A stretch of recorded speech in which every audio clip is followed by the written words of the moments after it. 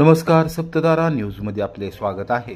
आज बुधवार दिनांक 13 नोव्हेंबर 2024। न्यूज बुलेटिनमध्ये जाणून घेऊया आजच्या ठळक घडामोडी।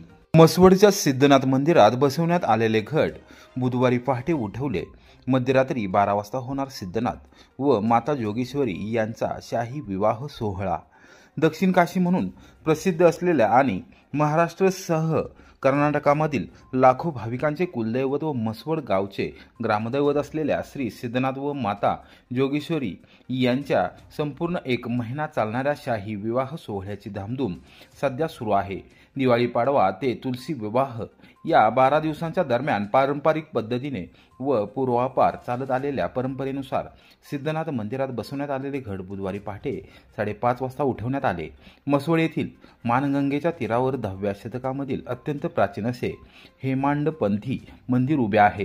तेव्हापासून आज अखेर या मंदिरात परंपरागत चालत आलेल्या अनेक धार्मिक उपासना व अत्यंत कडक अशा व्रताची अखंड आणि अव्याहत प्रथा अत्यंत मनोभावे सुरू आहे।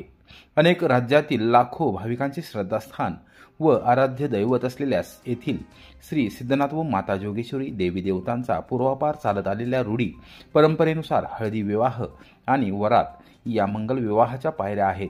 त्यानुसारच श्रींचा तब्बल 1 महिना चालणारा विवाह सोहळा अनेक धार्मिक कार्यक्रमांसह साजरा केला जातो। बुधवारी तुलसी विवाह दिवशी पहाटे 5:30 वाजता हे 12 दिवसाचे घट उठवण्यात आले। आता रात्री 12 वाजता श्रींचा शाही मंगल विवाह सोहळा पारंपरिक व धार्मिक विधीपूर्वक मोठ्या थाटाने संपन्न होणार आहे। 1 महिन्याच्या विवाह सोहळ्यातील सर्वात महत्त्वाचे व मुख्य असे हे 12 दिवस समजले जातात। कार्तिक शुद्ध प्रतिपदा दिवाळी पाडवा ते कार्तिक शुद्ध प्रतिपदा तुलसी विवाह दरम्यान दिवाळी पाडव्या दिवशी पहाटे 5:30 वाजता मंदिरातील मुख्य पुजारी सालकरी यांच्या हस्ते घटस्थापना करण्यात आली होती। तुलसी विवाहा दिवशी पहाटे 5:30 वाजता हे घट उठवण्यात आले। पालकमंत्री शंभूराज देसाई यांच्या ताफ्यातील वाहनाची पाटण तालुक्यात स्थिर सर्वेक्षण पथकाकडून तपासणी।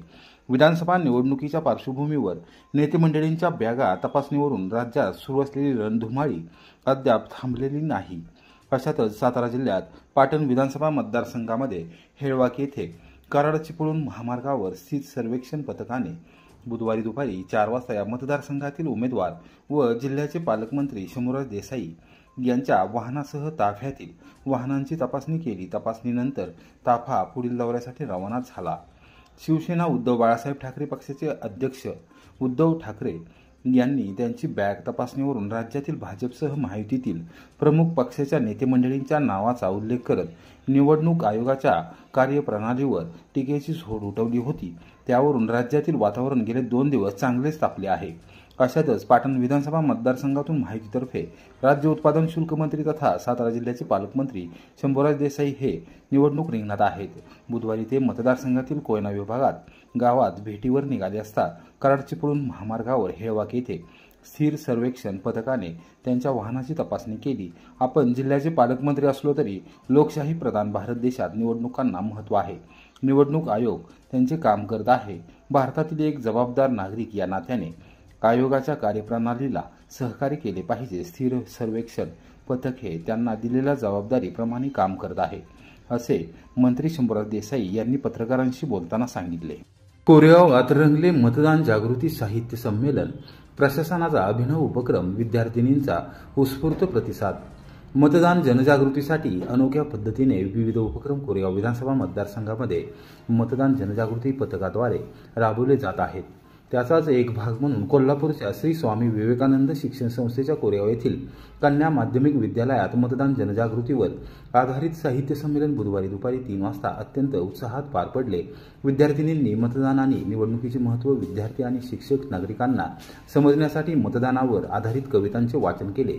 मुख्याध्यापक शहाजी देशमुख तसेच A.D. Nikam, S.Y. Nalawade, A.P. वाघडोळे हे शिक्षक यावेळी उपस्थित होते। विविध स्पर्धा, रॅली, व्याख्याने आदींच्या माध्यमातून तसेच चित्ररथाच्या माध्यमातून कोरेगाव विधानसभा मतदारसंघात मतदान जनजागृती करण्यात येत आहे। त्यासाठी अनोख्या संकल्पना वापरण्यात येत आहेत।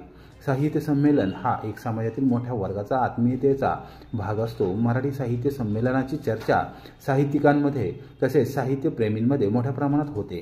हाच धागा ओळखून मतदानावर आधारित कविता, लेख तसेच इतर साहित्य त्यावर आधारित साहित्य संमेलन येथील कन्या माध्यमिक विद्यालयात भरवण्यात आले।